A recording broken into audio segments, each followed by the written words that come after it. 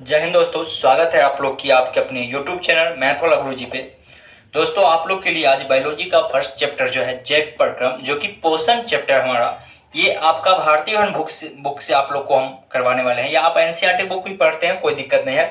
आप जब NCERT book पढ़िएगा तो वहां पे जैव प्रक्रम में ही जैव प्रक्रम का ही 4 भाग आ जाएगा: पोषण, शोषण, परिवहन और उत्सर्जन। लेकिन यहाँ पे आपको यानी कि सभी अलग अलग चैप्टर बना के दिया हुआ है। ठीक है, तो हम लोग चैप्टर नंबर 1 जैव प्रक्रम पढ़ेंगे, जिसमें कि पोषण चैप्टर हम लोग पढ़ेंगे। ठीक है, पोषण। तो पोषण चैप्टर में जितना इंपॉर्टेंट चीज है वो सारी चीज आप लोग को इस वीडियो में हम करवाने वाले हैं। आपको बुक पढ़ के एक एक पॉइंट नहीं बताएंगे, जो जो इंपॉर्टेंट चीज है वो सारी चीज आप लोग को हम करवाएंगे। सब पीडीएफ आप लोग को साइड में स्क्रीन पे लगते जाएगा और आप लोग को यहाँ पे हम पढ़ पढ़ के उसको समझाते चलेंगे। ठीक है, और आप अगर नोट करना चाहते हैं तो उस पीडीएफ को वीडियो को रोक रोक के आप नोट भी कर सकते हैं, या अगर इसका पीडीएफ पाना चाहते हैं तो आप लोग व्हाट्सएप नंबर पे मैसेज कर सकते हैं, आपको पीडीएफ मिल जाएगा। सिर्फ 5 रुपए आपको पेमेंट करना है। ठीक है, तो चलिए यहाँ पे हम लोग जैव प्रक्रम के बारे में जानेंगे। जैव प्रक्रम वे सारी क्रियाएं जिनके द्वारा जीवों का अनुरक्षण होता है, उसे ही हम लोग जैव प्रक्रम कहते हैं। जैव प्रक्रम आपसे एग्जाम पूछेगा या कोई भी आपसे पूछेगा जो जैव प्रक्रम किसे कहते हैं, डायरेक्ट उसको कहेंगे वे सारी क्रिया जिनके द्वारा जीवों का अनुरक्षण होता है, उसे ही हम लोग क्या कहते हैं, जैव प्रक्रम कहते हैं। जैव प्रक्रम के बाद हमारा आता है पोषण। पोषण चैप्टर पढ़ रहे हैं तो पोषण किसे कहते हैं? वृद्धि जिसमें जीवों का, या वह विधि जिसमें जीवों का पोषण तत्वों का ग्रहण कर उनका उपयोग करते हैं, उसे पोषण कहते हैं। यहाँ परिभाषा थोड़ा सा मिस्टेक लिखा गया है। पोषण जो होता है हमारा 2 प्रकार के होते हैं, सपोषण और परपोषण। पोषण मुख्य रूप से 2 ही प्रकार के होते हैं, सपोषण और परपोषण, जो कि आप लोग 9 क्लास में भी 8 क्लास में भी अगर आप पढ़े होंगे सुगम विज्ञान 8 क्लास में, तो उसमें भी ये चीज था जाना। सपोषण आप लोग से बहुत सारे कोई भी पूछ सकता है, या आप लोग से बहुत सारे व्यक्ति पूछते हुए होंगे सपोषण किसे कहते हैं, तो आप सोचते होंगे सपोषण यानी कि हम सपोषण है, बाकी गाय भैंस परपोषण है। लेकिन नहीं, यहाँ पे समझिएगा सपोषण किसे कहते हैं और परपोषण किसे कहते हैं।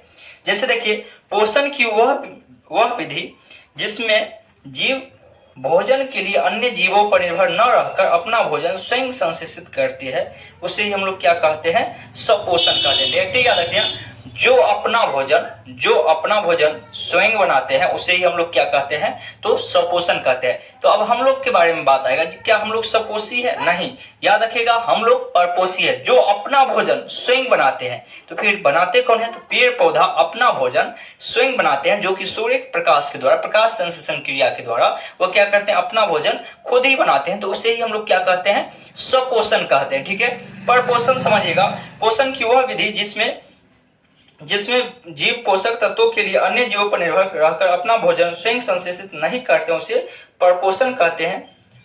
यहाँ पे देखिए परिभाषा जो थोड़ा सा लिखा गया है कॉपी में, ये कहीं कहीं पे आपको मिस्टेक है, तो ये विद्यार्थी का ही कॉपी है, उसमें मिस्टेक होगा, तो आप लोग सही लिखिएगा। ठीक है, पोषण की वह विधि जिसमें क्या होता है, जीव दूसरे जीव पर भोजन के लिए निर्भर रहता है, अपना भोजन स्वयं नहीं बनाता है, यानी कि दूसरे जीव पर आश्रित रहता है। जैसे कि हम लोग आगे मनुष्य पर पोषी होता है, याद रखिएगा, क्योंकि हम लोग अपना भोजन स्वयं, ये नहीं कहिएगा जो चूल्हे में तो अपने से नहीं खाना बनाते हैं, गैस पे तो अपने से नहीं खाना बनाते हैं, नहीं, आपको भोजन बनाने के लिए चावल दाल ये सभी कहाँ, पेड़ पौधा से लाना पड़ता है। तो हम लोग पेड़ पौधा पे क्या है, निर्भर है, यानी कि हम अपना भोजन स्वयं संश्लेषित नहीं कर सकते हैं, इसीलिए हम लोग क्या है, परपोषण है, यानी कि परपोषण श्रेणी में आ जाएगा, परपोषी कहेंगे। जो अपना भोजन स्वयं बनाएगा उसे ही हम लोग क्या कहेंगे, सपोषी कहेंगे। तो यहाँ तक आप बड़ी आसानी से समझ गए होंगे।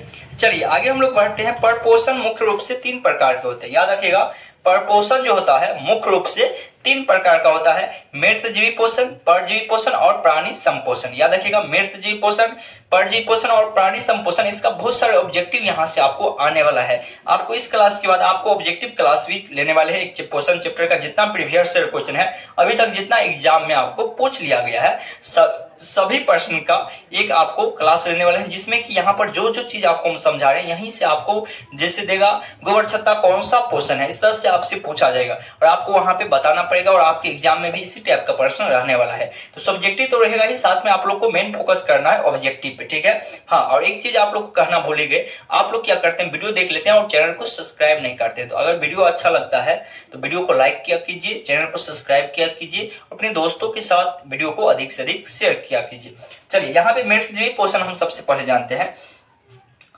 इस प्रकार के पोषण में जीव मृत जंतुओं और पौधे से के शरीर में अपना भोजन अपने शरीर की सतह से घुलित कार्बनिक पदार्थ के रूप में अवशोषित कर उसे मृतजीवी पोषण कहते हैं, या इसका परिभाषा हम लोग इस तरह से लिख सकते हैं, वैसे जीव जो अपना भोजन मृतजीव पोषक के द्वारा प्राप्त करते हैं उसे मृतजीवी या सेप्रोटाइटिक्स कहते हैं। जैसे कवक, बैक्टीरिया, प्रोटोजोआ आदि। याद रखिएगा, डायरेक्ट मृतजीवी पोषण आपसे पूछेगा तो डायरेक्ट हम लोग कह सकते हैं मृतजीवी पोषण हम लोग उसे कहते हैं जो अपना भोजन सड़े गले वस्तु से प्राप्त करते हैं, उसे हम लोग क्या कहते हैं, मृतजीवी पोषण कहते हैं। जैसे में आपको गोबरछत्ता जो होता है वह सड़े गले वस्तु पर ही उगता है, ठीक है, तो ये हो जाएगा आपका मृतजीवी पोषण में आ जाएगा। कवक हो गया, बैक्टीरिया हो गया, ये सब यानी कि सड़ गल जाएगा जो वस्तु, उसे हम लोग यानी कि वहीं पे ये सारा चीज उगेगा, यानी कि बैक्टीरिया भी जो होगा वहां पे सड़ा हुआ चीज होगा या गला हुआ चीज होगा वहीं पे। डायरेक्ट याद रखिएगा, सड़े गले वस्तु से जो अपना भोजन तैयार करते हैं उसे या उगते हैं उसे ही हम लोग मृतजीवी पोषण कहते हैं। दूसरा आता है हमारा परजीवी पोषण। कहा गया इस प्रकार के पोषण में जीव दूसरे प्राणी के संपर्क में अस्थायी या अस्थायी रूप से रहकर उससे अपना भोजन प्राप्त करते हैं, उसे परजीवी पोषण कहते हैं। कहा गया परजीवी पोषण किसे कहेंगे, तो कहा गया जीव इस प्रकार के पोषण में जो है जीव दूसरे प्राणी के संपर्क में अस्थायी रूप से या अस्थायी रूप से रह के उससे अपना भोजन क्या करता है, प्राप्त करता है, उसे ही हम लोग परजीवी पोषण कहते हैं। और इसमें भी बहुत सारे आपको यानी कि समझने के लिए जैसे आ जाएगा आपको मलेरिया, हिटोटिक्सा एंड अमीबा, ये सारी चीज इसमें यानी कि आपको परजीवी पोषण का उदाहरण हो जाएगा। तीसरा में है आपका प्राणी संपोषण। कहा गया वैसे पोषण जिसमें प्राणी भोजन ठोस या तरल के रूप में जंतुओं के भोजन ग्रहण करने की विधि द्वारा भोजन ग्रहण करते हैं, उसे प्राणी संपोषण कहते हैं। जैसे अमीबा, मेढक, मनुष्य आदि हम लोग जो भोजन करते हैं वो एक तरह से प्राणी संपोषण यानी कि ठोस भी रहता है और द्रव भी रहता है, उसको यानी कि ठोस और द्रव वस्तु को यानी कि रूप में हम लोग उसको भोजन को क्या करते हैं, ग्रहण करते हैं, तो वही हमारा क्या हो गया, प्राणी संपोषण हो जाएगा। उसके बाद एक पॉइंट आता है और प्रकाश संश्लेषण, जो कि इंपॉर्टेंट है, बहुत बार एग्जाम में आपको 5-6 नंबर में भी देखने के लिए मिलता है। प्रकाश संश्लेषण किसे कहते हैं, क्योंकि जिस प्रक्रिया के द्वारा पौधे अपना भोजन तैयार करते हैं उस मूलभूत प्रक्रिया को ही प्रकाश संश्लेषण कहते हैं। जिस प्रक्रिया के द्वारा पौधे अपना भोजन तैयार करते हैं उस मूलभूत प्रक्रिया को ही हम लोग क्या कहते हैं, तो प्रकाश संश्लेषण कहते हैं। कहा गया उसके बाद देखिए, सूर्य की ऊर्जा की सहायता से प्रकाश संश्लेषण में सर और कार्बनिक अणु हाइड्रोक्साइड और जल H2O पदार्थ कोशिकाओं में स्थिरीकरण कार्बनिक अणु ग्लूकोज कार्बोहाइड्रेट में होता है। संपूर्ण प्रकाश प्रक्रिया हम निम्नलिखित रासायनिक समीकरण द्वारा व्यक्त करते हैं, जो कि ये समीकरण आप लोग याद कर लीजिएगा, बहुत बार एग्जाम में पूछा गया है और हो सकता है इस बार भी आपके एग्जाम में पूछ लिया जाए, तो इसीलिए आप लोग को याद कर लेना है। 6CO2 + 12H2O बराबर सूर्य के प्रकाश और क्लोरोफिल की उपस्थिति में 6CH12O6 और 6O2 + 6H2O, ये समीकरण आप लोग याद रखिएगा।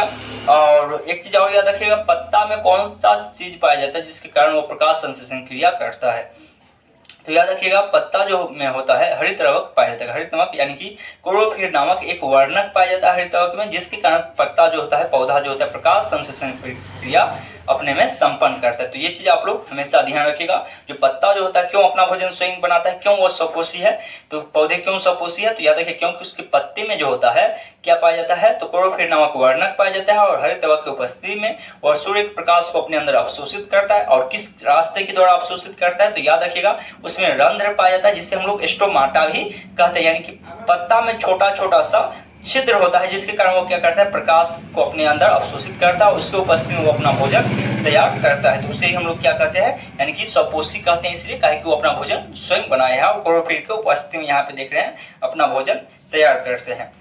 उसके बाद देखिए प्रकाश संश्लेषण क्रिया की क्रियाविधि। प्रकाश संश्लेषण क्रियाविधि आप लोग को स्क्रीन पे लगा देंगे, इसको पूर्ण रूप से आप लोग यहाँ पे नोट कर सकते हैं या इसको आप लोग समझ सकते हैं। और क्या करिएगा, इसको समझ के ही आपको याद नहीं करना है, समझ के। और हाँ, एक चीज और बता दें, इस चैप्टर में जितना फिगर आपको दिया गया है, चित्र दिया गया है, जैसे मानव का आहार नार का, तो ये फिगर आप लोग सीख लीजिएगा। और जो जो फिगर इसमें दिया गया है महत्वपूर्ण, वो सभी फिगर को आपको प्रकाश संश्लेषण प्रक्रिया का और मानव का आहार नार, ये दोनों फिगर आपको कम से कम इस चैप्टर में से आपको सीख लेना है, क्योंकि एग्जाम में आपको 1-5 नंबर आपको देखने के लिए मिलता है। ठीक है, फिगर आपको 10 से 15 फिगर, 10 फिगर मान के चलिए पूरा बुक में, उसमें से 5 फिगर इंपॉर्टेंट है, वह 5 फिगर आपको अंतिम बताएंगे, लेकिन आपको अभी 10 फिगर का 10 फिगर सीखना। तो इस चैप्टर में सिर्फ 2 है, आप 2 फिगर को 10 दिन बनाते रहिए, आराम से आप सीख जाइएगा। ठीक है, वो दोनों आप लोग जरूर सीख लीजिएगा। यहाँ पे कहा गया प्रकाश संश्लेषण एक जटिल क्रिया है, हरे पौधे विकिरण ऊर्जा को रासायनिक ऊर्जा में परिवर्तित करते हैं। कहा गया प्रकाश संश्लेषण जो है एक जटिल क्रिया है जिसमें हरे पौधा जो होता है विकिरित ऊर्जा को, जो कि विकिरित ऊर्जा आता है, उसे रासायनिक ऊर्जा के रूप में क्या करता है, पहले परिवर्तन करता है। जब सूर्य की प्रकाश हरी पत्तियों पर पड़ता है तब क्लोरोफिल विकिरण ऊर्जा का अवशोषण करता है। इस ऊर्जा द्वारा हरी पत्तियों में उपस्थित जल दो भागों में अर्थात हाइड्रोजन और ऑक्सीजन में विभक्त हो जाता है। इसमें क्या होता है, जब अभिक्रिया होता है तो ये दो भाग में हाइड्रोजन अलग हो जाता है, ऑक्सीजन अलग हो जाता है। का इसमें ऑक्सीजन स्टोमाटा के द्वारा, अभी आप लोग को बताए थे पत्ता में जो पाया जाता है छिद्र होता है उसे हम लोग स्टोमाटा कहते हैं। स्टोमाटा के द्वारा बाहर निकलकर वायुमंडल में मिल जाता है और कहा गया ये बाहर निकल के वायुमंडल में मिल जाता है। हाइड्रोजन कार्बन ऑक्साइड से मिलकर ग्लूकोज बनाता है और कार्बन ऑक्साइड से मिलकर ग्लूकोज बनाता है, जो कि अभी आप लोग को सूत्र बना था C6H12O6 ग्लूकोज का, जो कि सूत्र हो गया। कहा गया प्रकाश संश्लेषण की पूर्ण क्रिया विधि में प्रकाश की आवश्यकता नहीं पड़ती, लेकिन कहा गया प्रकाश संश्लेषण क्रिया जो होता है उसमें प्रकाश की कोई आवश्यकता नहीं होती है, लेकिन प्रकाश जल को विभक्त करने में यानी जल का प्रकाशीय अपघटन के लिए आवश्यक है। लेकिन कहा गया प्रकाश का आवश्यकता वहां पर पड़ता है जब जल को वहां पे बांटा जाता है यानी विभक्त किया जाता है, तो उस समय प्रकाश की आवश्यकता पड़ती है। तो प्रकाश संश्लेषण के प्रथम चरण को प्रकाश अभिक्रिया कहते हैं। इसके बाद की प्रतिक्रिया जिसे प्रकाश अभिक्रिया के उत्पादन का CO2 के अपचयन में काम आता है और जिसके फलस्वरूप ग्लूकोज बनता है। प्रकाश का अधिकांश अंधकार में समान रूप से रहता है।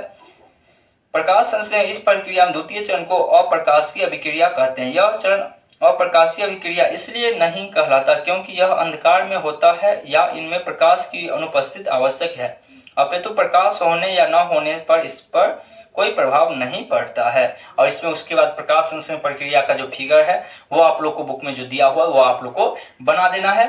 तो बस आपको इतना ही इसमें महत्वपूर्ण पॉइंट था और कुछ एक दो पॉइंट है जो कि जब ऑब्जेक्टिव आप लोग को ऑब्जेक्टिव का क्लास करवाएंगे तो वहां पे वो सारा महत्वपूर्ण पॉइंट जो भी है आप लोग को क्लियर करवा देंगे, जो इसमें क्या क्या और बहुत सारी चीज अभी बचा हुआ है तो वो आप लोग को आगे वाले वीडियो में, इस वीडियो में बस इतना ही छोटा सा वीडियो रहने देते हैं। आप लोग का भी मैथ का क्लास भी लेना है तो इसलिए इस वीडियो को इतना ही रहने देते हैं। आपको फिर से एक वीडियो इस चैप्टर का भी आने वाला है, उस वीडियो में आपको हम पूरा डिटेल से आपको हम समझाने वाले हैं। तो उम्मीद करते हैं ये वीडियो आप लोग को अच्छा लगा होगा।